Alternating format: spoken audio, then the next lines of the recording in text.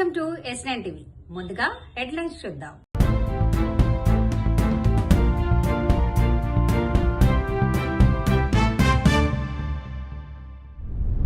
కేటీఆర్ కు తగిన బుద్ధి చెప్తాం. జూన్ 11న ప్రతిభా పురస్కారాల ప్రధానం. బండి భగీరథ్ కు మంచి బుద్ధి ఇవ్వాలి. పిల్లల్ని కనటానికి వేలం పాట పెడతారా? చార్జెస్ పెట్టి ఇమీడియట్ గా పొజిషన్ నుంచి డిస్మిస్ చేసిన పార్టీ కాంగ్రెస్ పార్టీ అండి. మీరా కాంగ్రెస్ పార్టీ గురించి మాట్లాడేది? మీరమ్మా రాహుల్ గాంధీ గురించి మాట్లాడేది? మీరమ్మా రేవంత్ రెడ్డి గురించి మాట్లాడేది? పదే పదే మాట్లాడుతుంటావు. ఢిల్లీకి మూటలు తీసుకుపోతుంది, ఢిల్లీకి మూటలు తీసుకోండి. నేను కూడా ఈరోజు ఆరోపణ చేస్తున్నా, నువ్వు ఎలిమినార్కి వచ్చేది పెడ్లర్ల తానా, స్మగ్లర్ల తానా, డ్రగ్స్ మీద వచ్చే మామూళ్ళ కోసమే ఇక్కడికి వస్తున్నావు నేను ఆరోపణ చేస్తున్నా. యాక్సెప్ట్ చేస్తావా? మీరు మా రేవంత్ రెడ్డిని మూటలు తీసుకుపోతారని ఢిల్లీకి మాట్లాడతారా? నువ్వెందుకు వచ్చినావు ఎలిమినార్కి? పెడ్లర్ల తానా, స్మగ్లర్ల తానా, డ్రగ్స్ కు సంబంధించిన అమౌంట్ తీసుకోపోవడానికి మీరు తీసుకోపోవడానికి వచ్చిరని నేను ఆరోపణ చేస్తే నువ్వు యాక్సెప్ట్ చేస్తావా అని అడుగుతున్నా. నేను వితౌట్ ఎవిడెన్స్ నిన్ను అరెస్ట్ చేస్తే, ఈ రోజు డ్రగ్స్ కేసులో నిన్ను అరెస్ట్ చేస్తే నువ్వు యాక్సెప్ట్ చేస్తావా అని నేను అడుగుతున్నా. ఎన్నో ఆరోపణలు ఉన్నాయి. మీ డ్రగ్స్ రాసే సమితిలా మీ ఎవిడెన్సే రోహిత్ రెడ్డి ఉన్నాడండి. మీరు ఫస్ట్ రోహిత్ రెడ్డి ఆ పొజిషన్ నుంచి ఆయనకు సంబంధించిన పార్టీ సభ్యత్వాన్ని రద్దు చేస్తే కదా పబ్లిక్ నమ్మేది మిమ్మల్ని. మీరు వచ్చి ఇక్కడ ప్రగల్భాలు చెప్పి మా రేవంత్ రెడ్డి గారి మీద మీరు మాట్లాడతారా? అరే, విఘ్నత కలిగిన వాళ్ళు ఆలోచన చేసి ఒక ముఖ్యమంత్రి బాధ్యత సీట్లో కూర్చున్నప్పుడు చాలా ఆలోచించాల్సిన అవసరం ఉంటుంది.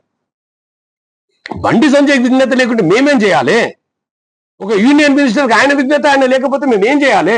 మేము కేసు పెట్టకుండా ఉన్నామా? ఈ రోజు కేసు అమెండ్ అయింది, ఒకసారి చూడండి. మళ్ళీ ఇంకో 3-4 సెక్షన్లు కలుపుకొని కేసు అమెండ్ చేసినాం కదా. కాలం నిర్ణయిస్తుందండి. అరెస్ట్ చేయలేదా? ఏ ఏజెన్సీ అరెస్ట్ చేసిందండి? మీరు సరెండర్ అయినా బండి సంజయ్ కొడుకు ఏమన్నా?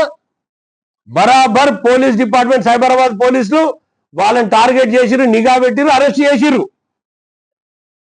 సో నేను ఒకటే కోరుతున్నా, కేటీఆర్ గారు మాట్లాడే ముందు, ఈరోజు ఎలిమినార్కి వచ్చిండ్రు, శిక్షణ ఇవ్వండి, కానీ తప్పు శిక్షణ ఇవ్వకండి. నమస్తే, నా పేరు పెద్దపట్ల భరత్ కుమార్.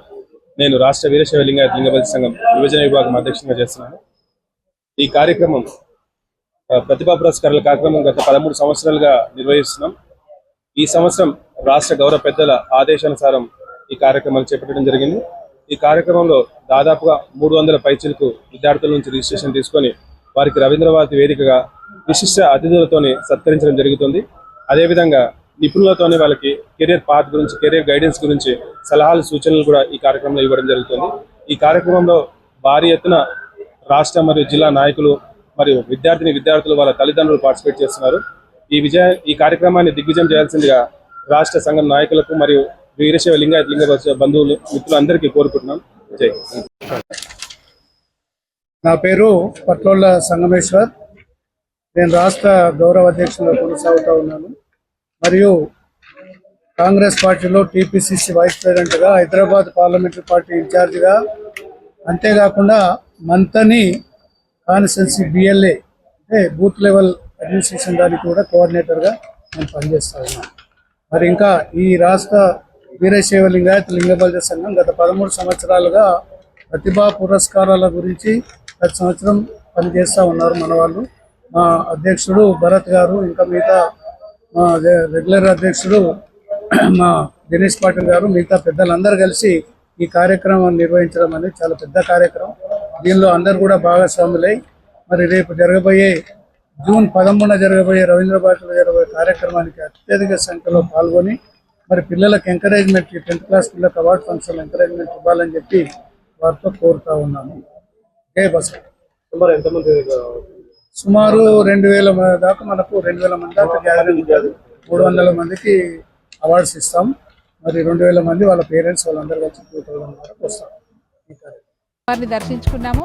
ఎందుకంటే వారు నిత్యం ఏ కార్యక్రమం చేసినా భాగ్యలక్ష్మి అమ్మవారి దగ్గరకు వచ్చి ఆశీర్వాదం తీసుకోవడం, అట్లాగే కేసీఆర్ గారి మీద సవాల్ విసిరాలన్నా, కేటీఆర్ గారి మీద, కవిత గారి మీద, ఎవరి మీద, హరీష్ రావు గారి మీద, ఎవరి మీద సవాల్ విసిరాలన్నా, వాళ్ళని ఛాలెంజ్ చేయాలన్నప్పుడు వారు నిత్యం వాడే మాట, తడి బట్టలతో నేను చార్మినార్ భాగ్యలక్ష్మి అమ్మవారి దగ్గరకు వస్తాను, మీరు వస్తారా అని చెప్పి వారు ఛాలెంజ్ చేస్తూ ఉంటారు.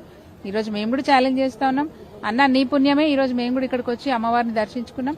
అమ్మవారిని ఒకటే కోరినాం, మీరు కేంద్ర సహాయ మంత్రిగా ఉండడం వల్లే పోలీసు వాళ్ళు బండి సాయి భగీరథను అరెస్ట్ చేయకుండా వారం రోజుల పాటు తత్సారం చేసినారు.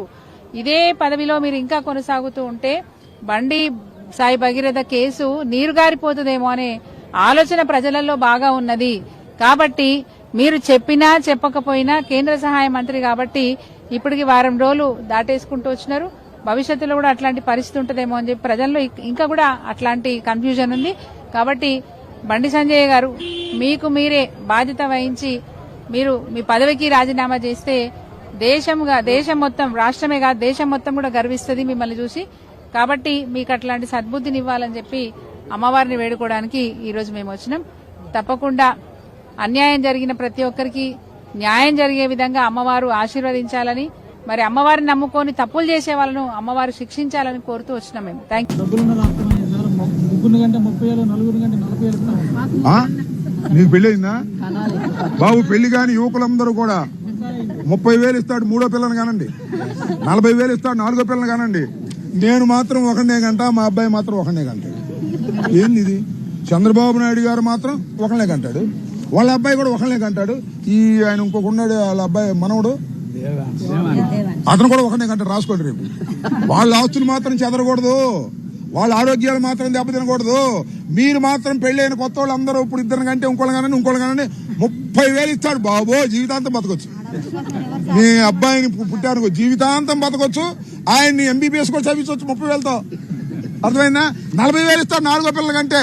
ఇక చూసుకోండి, ఇక 40,000 పెట్టి అమరావతిలో 10 ఎకరాలు కొనుక్కోవచ్చు. ఎంత డబ్బు ఇస్తున్నాడే మీ దుంప దగ్గర ఏలం పాటు పెట్టాడు. 30,000, 40,000, ఇద్దరు కంటే లేదు, ముగ్గురు కంటే 30, నలుగురు కంటే 40, 5 కంటే 50. ఏంది ఏలం పాట? పిల్లల గంటానికి ఏలం పాట. నువ్వు మాత్రం ఒకనే గంటావు, మీ అబ్బాయి మాత్రం ఒకనే గంటాడు. ఏందా ఇది నీకు ఆదర్శం? నీకు అసలు హక్కు ఉందా చెప్పే హక్కు? పిల్లల్ని ఎవరు గంటారు? ఆర్థిక స్తోమత బాగున్నప్పుడు. ఆర్థిక స్తోమత బాగుండా కనలేకపోతున్నారయ్యా, ఎందుకంటే పెంచడం కష్టమైపోతుంది కాదా? అసలు పూర్వాన్ని స్కూల్లో చేర్చాలంటే ఎంత అవుతుంది? చదివించాలంటే ఎంత అవుతుంది? వాళ్ళ భవిష్యత్తు ఏంటి? ఏం అవసరం? కనండి డబ్బులు ఇస్తాడు. ఎందుకనేది నీ దుంపదేగా. అందువల్ల మీరందరూ విలేకరులు అందరూ పెళ్ళైన వాళ్ళు ఎవరు ఉంటే యువకులు ఇద్దరు కంటే ఆపమాకండి, మూడో వాళ్ళని కనండి. ఇంటికి మిమ్మల్ని కొడతారు. ఇంతటితో వార్తలు సమాప్తం. మరిన్ని అప్డేట్స్ కోసం చూస్తూనే ఉండండి S9 TV న్యూస్.